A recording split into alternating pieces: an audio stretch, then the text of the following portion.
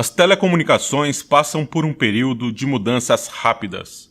O Futurecom All Year conversa com Antônio Carlos Valente, presidente do Conselho da Everis no Brasil, sobre esse e outros temas.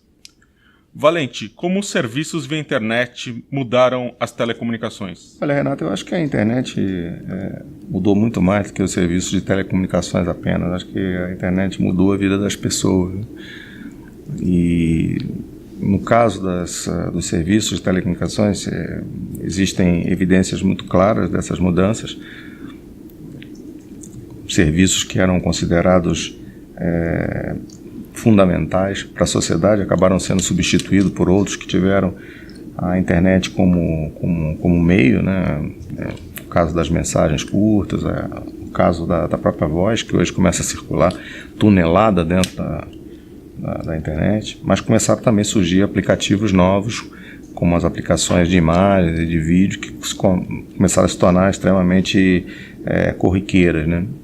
E isso aconteceu também em outros setores, né? E aí são muitas as situações onde nós somos capazes de observar mudanças radicais em função da existência de aplicativos baseados na estrutura da internet, né? Então eu acho que as mudanças são muito fortes e elas todas estão, por um lado, mudando os modelos de negócio estabelecidos, mas por outro lado também gerando muitas soluções e muitas facilidades para a sociedade. Eu acho que o balanço é positivo.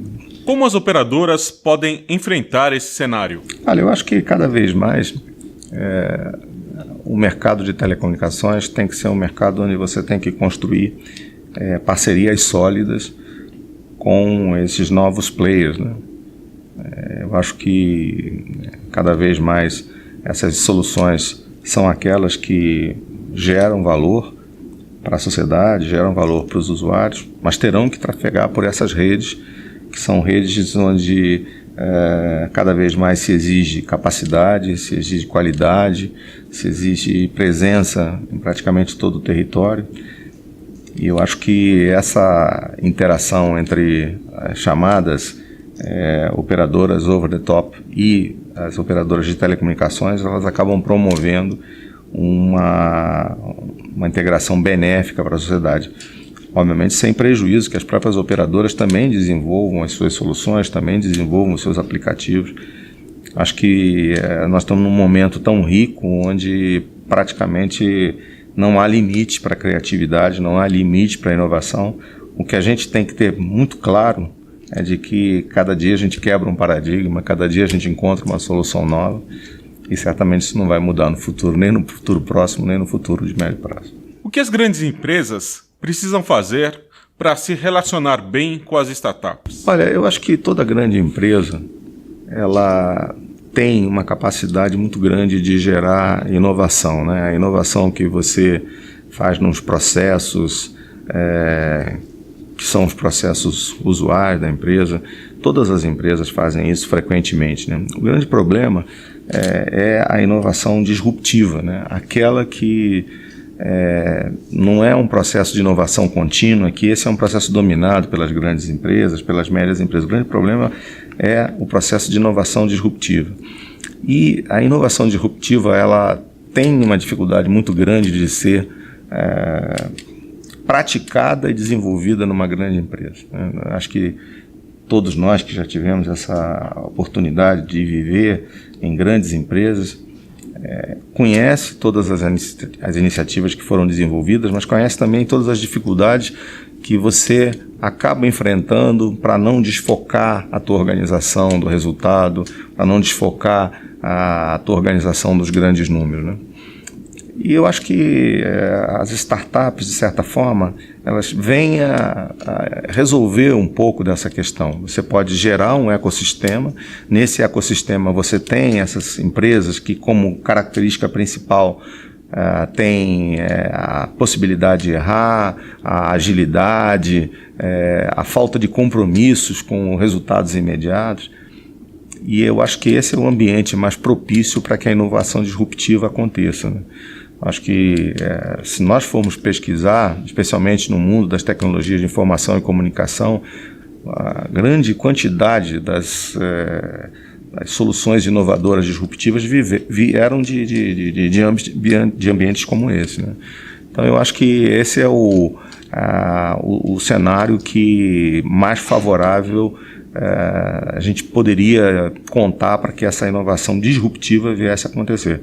Em muitas empresas isso já acontece, em outras também inicia-se agora um processo de fomento a esse ambiente de startups, e eu acho que cada vez mais a gente tem claro de que a gente precisa encontrar uma forma de trazer essas iniciativas para dentro das soluções que são exigidas pela sociedade e pelas empresas. Qual é a sua visão sobre o mercado brasileiro de telecomunicações? Olha, eu acho que a gente, se for pensar em termos de cobertura, eu acho que a população brasileira está extremamente bem atendida. Talvez os mais otimistas não pudessem dizer há 10 anos atrás que nós seríamos capazes de oferecer conectividade de dados em alta velocidade como hoje o serviço móvel oferece. Nós temos hoje uma rede de acesso para usuários individuais também de alta velocidade, usando fibras óticas, utilizando cabos coaxiais, utilizando os pares físicos também através das soluções DSL, que estão praticamente presentes em todo o território nacional.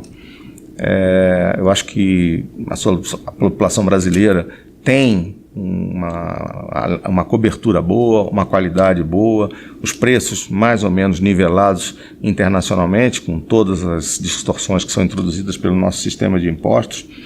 Acho que o grande desafio que a gente tem hoje é continuar com esse processo de crescimento das redes, de chegar agora com a 4ª geração a todos os pontos do território nacional, levar as fibras óticas para praticamente todos os pontos onde ela for necessária. E isso tudo exige um investimento muito grande, né?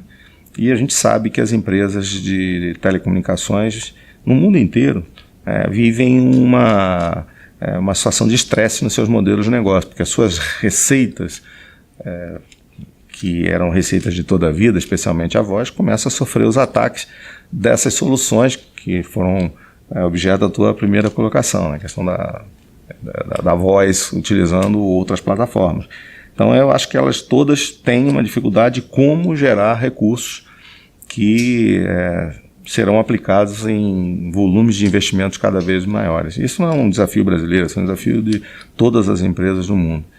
E o que eu espero é que a gente seja capaz de encontrar um equacionamento, porque eu acho que o pior de todos os cenários é que esses investimentos não sejam feitos, e não sendo feitos, a sociedade venha a sentir esse prejuízo. Uma das saídas é oferecer serviços que vão além da conectividade? Eu acho que as empresas podem oferecer serviços, né? Todas provavelmente têm essa ideia, né?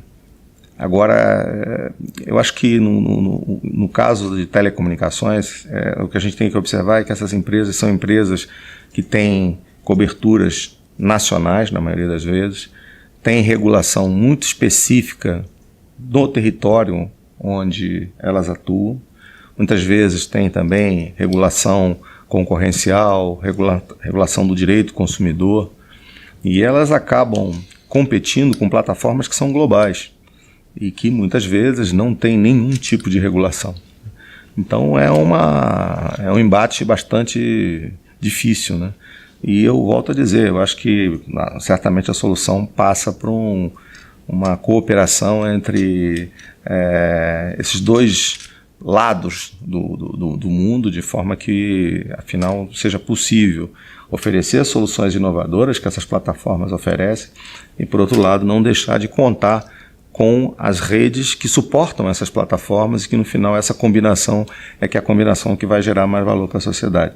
É um desafio, não é um desafio brasileiro, é um desafio do mundo inteiro, todos nós estamos vivendo isso em todas as partes do mundo, e o que a gente espera é que exista sabedoria dos players para que a gente consiga oferecer o que a sociedade deseja, que é um bom serviço, presente em todos os pontos e que tenha a capacidade de ser comprado por todos. Eu conversei com Antônio Carlos Valente, da Everis. Muito obrigado, Valente. Eu que agradeço, Renato, e um bom evento.